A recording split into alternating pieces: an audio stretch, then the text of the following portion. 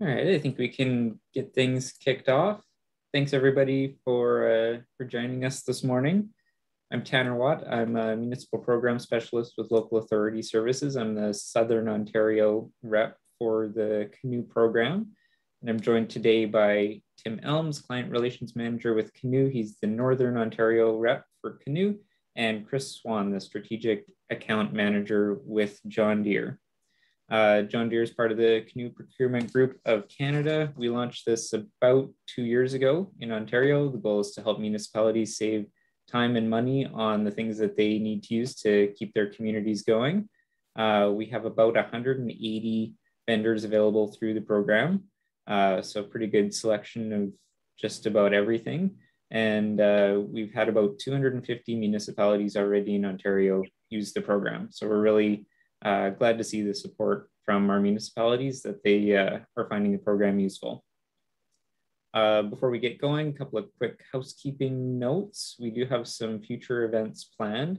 There's a public procurement summit for Canoe coming up in November, another webinar with Simcoe, and another one with Roth IAMS. Information on those can be found on the events page on our website. And I'll also include some information on those on the follow-up email that you'll get after this. We are recording this webinar and we'll send a copy of the video link. So if there are others in your organization who you think might want to see it, feel free to forward it on to them.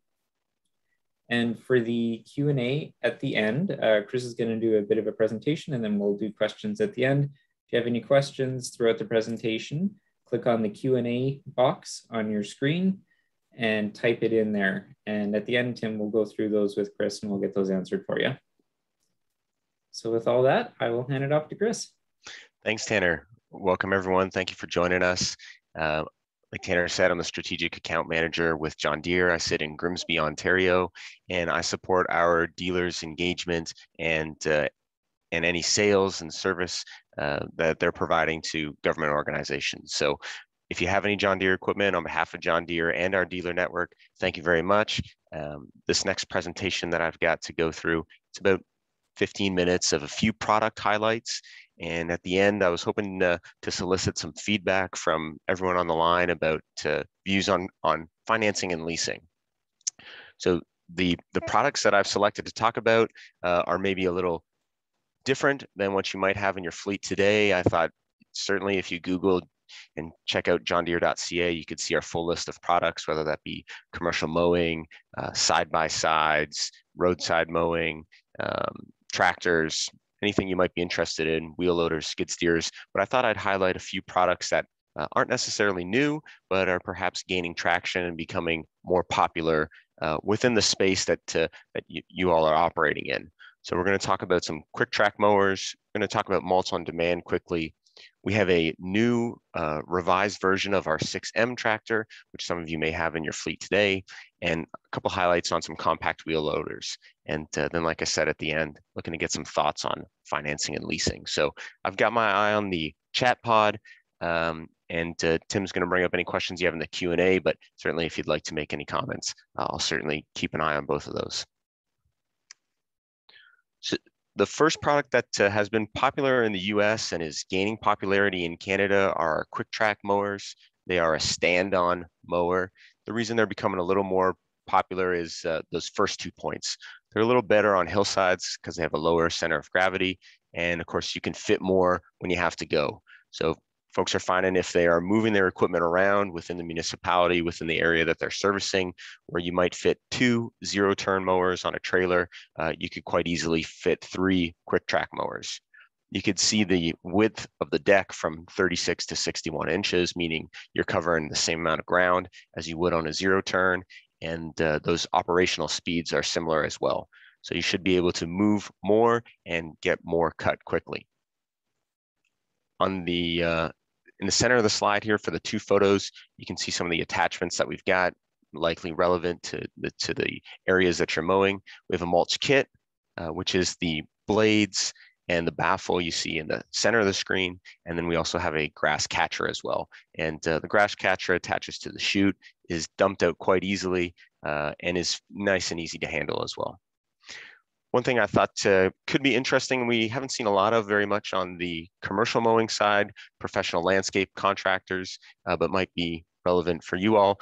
These mowers do have propane kits available for them. So if you're looking for an alternative fuel to gas or diesel, you can have a kit that would convert these over to propane. So if you're looking at any funding that is available to you for those types of alternative fuels, reducing greenhouse gas emissions, this could be one way to outfit your fleet of mowers with a more environmentally friendly option. I'm sure people are thinking, well, what about batteries? And we can certainly have some good chat about that here closer to the end. These mowers are also a little less expensive than the ride-on options, so a bit more economical and just as capable. Like I said, in Ontario, we're starting to see this market grow.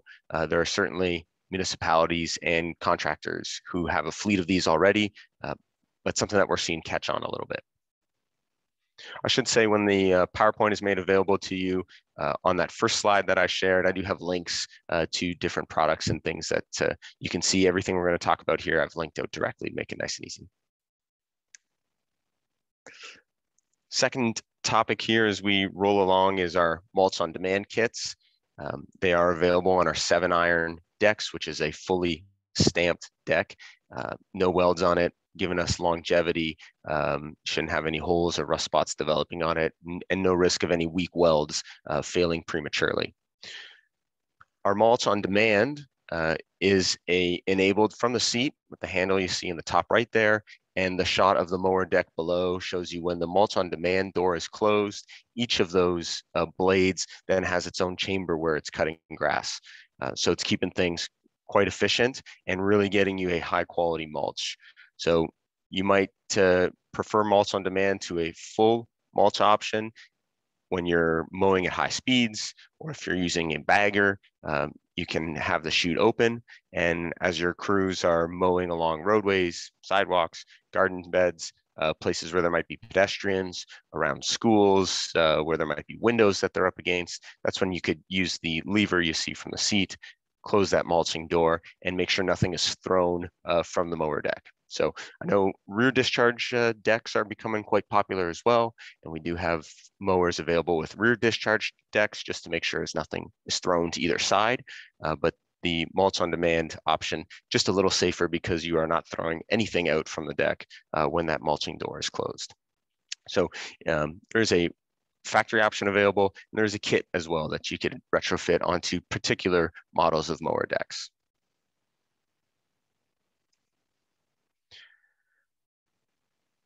Some of you may have 6 Series tractors in your fleet today. These tractors range from 110 horsepower all the way up to 200 horsepower. These new redesigned ones are our 2 smaller options, the 6110M and the 6120M. Fluid efficient, a shorter wheelbase, that sloped angle hood giving better visibility and maneuverability. It does come with a factory installed front hitch and PTO if you'd like, for some snow removal options. More comfort for the operator, decreasing some of those potential safety concerns. And with these tractors, you're getting more power per pound. So a lighter tractor, just as capable as they were before, if not more capable, and then delivering that better fluid efficiency. One thing I'd like to share as well is we do have John Deere dealers in Ontario who are Diamond mowers.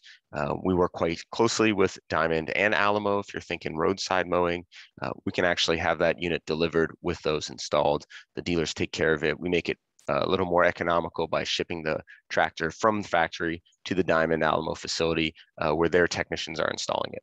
Of course, our dealers can always install a Diamond Alamo mower onto your equipment if you already have it as well. Just touching briefly on compact wheel loaders when I was talking to our dealers, because they're the local entities who are supporting you and facilitating those sales. Everything through the Canoe program does go through our local dealers. They're involved from the start. So when I was soliciting feedback from them, they said, one thing you might want to touch on is our compact wheel loaders and our Articulation Plus, which is an industry exclusive. You have the articulation of the unit and the rear wheels also steer as well. So you've got a better load carrying capability. With that, it's a little more nimble And the redesign on some of our smaller wheel loaders means that the lift of the bucket is more parallel. So doesn't reach forward quite as much, is traveling up and down a straight line, a lot safer for anyone who might be a new operator and a little less familiar with some of the dangers of traveling with a load lifted in the air. So safer and still, of course, hitting 23 miles per hour. One thing that we have been seeing across these products and other products like our front mount mowers with an enclosed cab is operations looking to make use of those assets longer throughout the year, turning them into a 12-month asset versus a piece of equipment, a mower, for example, that is just used in the summer. And all that is enabled with these different attachments. So just to call out to all the different attachments that we have for skid steers and for wheel loaders, one thing that is certainly becoming more popular is operations that are buying these front mount mowers with a cab, heat, air conditioning. They'll have a mower deck on the front. In the shoulder seasons, they'll put a broom on it. And then in the winter, of course, you could have a snow blower or a blade. So nice to have a single power unit when you make that capital expenditure that then can be used throughout the season and isn't sitting around, and you make better use of the number of assets in your fleet.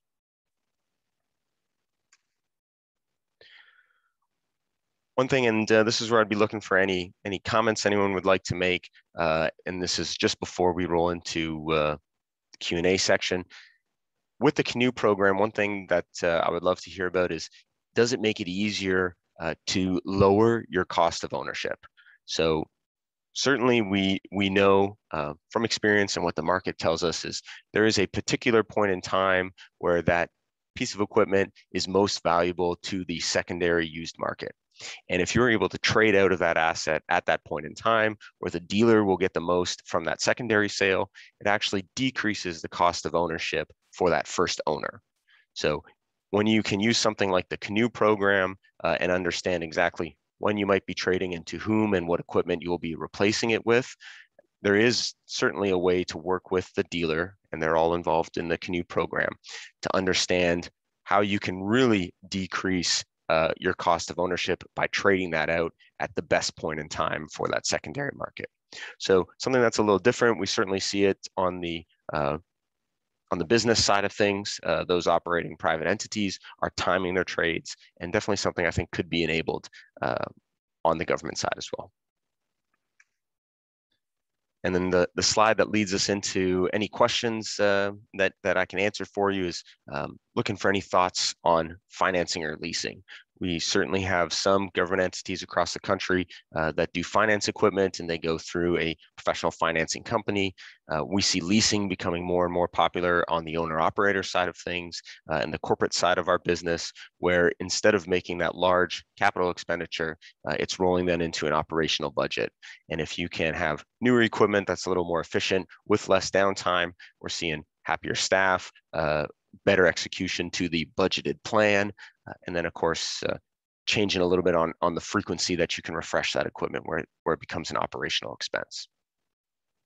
So just to highlight on a few products, and of course, hopefully you are familiar with John Deere, and there'll be some links in the PowerPoint that is sent out, but wide variety of products, all of it available on the Canoe program, not only in the base configuration, but also with any type of attachments you might be looking for to have added on. So anything you can access through your John Deere dealer is absolutely a contracted item through the Canoe program. So Tim, with that takes me through my plan deck, and certainly excited to see what questions or comments we get from the audience. Thanks, Chris. Really appreciate that. Yeah, that topic of conversation for trade-in is always coming up in our conversations with members. So that's great that you brought that point up. We do have one question here. You mentioned early on in the presentation about battery-powered vehicles. What does John Deere offer for this technology? Yes, certainly an exciting space. Currently today in the market, we have a battery-powered side-by-side. It's in our work series, great for moving people and tools around a small locale. I mean, you're not traveling on the highway with it, of course. Lots in development on our end for battery options as well. Nothing on the market, so no details that I can give you just yet, but we've certainly had a team dedicated to looking into this. Some of our thought is, and of course, the government space is more suitable than others, perhaps, to support all the infrastructure required to charge and power an electric fleet. And that's one of the big hurdles that we're waiting to see, really, how does that battery technology change to make that a better offering? So something that we're working on today, we have an electric side-by-side. It's our TE Gator. Great. I had a question about the trade-in component. So when you're doing the quotes for the trade-in component, would you be visiting the site to see what was available, and how would that be? It'd be case by case? Maybe explain that a little bit more would be great. Sure. Yeah. Just like everything on the Canoe program, the dealer is the one who is providing the quote. We really see it as being a valuable way to speak with the dealer, understand the work that is being completed, so that they can quote the best option. Less reliant on what the specs of the current equipment was or what the specs used to be, and more on what is the best product in the market to do the job. So when that conversation kicks off, the best thing would be to make the dealer aware that there is a trade. And just like you suggested, Tim, the dealer would make a site visit. They would look at the condition of the trade, and they would present to you their offer for purchasing that trade. Certainly you can do whatever you like with the trade, but after the dealer does that evaluation, they would certainly give you what that fair market value is, and that would go directly against the purchase costs of whatever product you're purchasing through the Canoe program. So trade-ins are accepted in the contract that we've got. Usually the dealer could give a rough idea over the phone, but definitely to give you that final number, it'd be a site visit to have a look at the condition. That's great, because that's exactly what the programs are. Those 11 steps at the second stage, as Chris mentioned, you are talking to the local supplier and making sure that the local vendors can be able to get that quote that's bespoke to your needs. And that's the beauty of the programs, really getting back to making sure that you can get back to the important things of your work that take up so much time. The paperwork is handled on your behalf. One more question here. Is John Deere a diamond mower dealer? And if not, maybe there are different brands that you do carry. So yeah, we have John Deere dealers in Ontario who are diamond dealers. So they do have access to that diamond roadside mowing product line. They have technicians who are trained for the installation. I would suggest, regardless of who your dealer is, if you ask them and let them know you're interested in a diamond mower to go with a new or existing John Deere tractor, the dealer network will work with each other to make that available to you. So the dealer can absolutely quote you and supply a diamond mower. So yes, we have Deere dealers who do have that diamond contract. Perfect. I don't have any other questions currently right now, but we'll just give it a few more minutes and then see if anybody else. Yeah, absolutely. In the deck, I'm leaving my contact information as well, so you're certainly welcome to reach out if you have more questions on diamond mowers and who the dealers are. I can provide all that information. That's great. I'm sure everybody's wondering, how do we get to ride a John Deere? Can we just go down, and any demo days? Absolutely. Dealers do at times host demo days throughout the summer. They are more than set up to facilitate a demo at any time. So certainly if you're wanting to explore a piece of equipment, I know everyone in purchasing spends a lot of time and effort researching and narrowing down that scope of what is a potential product to purchase. The dealers would always be more than happy to talk you through it and have you do that demo. A lot of them are set up to do mowing demos locally. I know with dealers, we've traveled out to customer organized demo events and done head-to-head. So nothing that we're shy about. It's actually one of our main goals is to get people in the seat so they can understand the value that we're bringing. So anytime you want to ride, Tim, you let me know and we'll find whatever piece of equipment you'd like to get onto. Next week, it's on. It's on. Sounds good. Tanner, I don't see any other questions coming through. Yeah, I think we're okay to wrap it up. If anybody else does have any questions, I'll be sending a follow-up email with everybody's contact information on it. So feel free to reach out to myself or Tim or Chris if you have any questions. Be sure to check out our events page to see the next webinars that are coming up. And thank you very much for your time. Have a good rest of your week, everybody. Thanks so much, Chris. Thank you. Thanks for having me.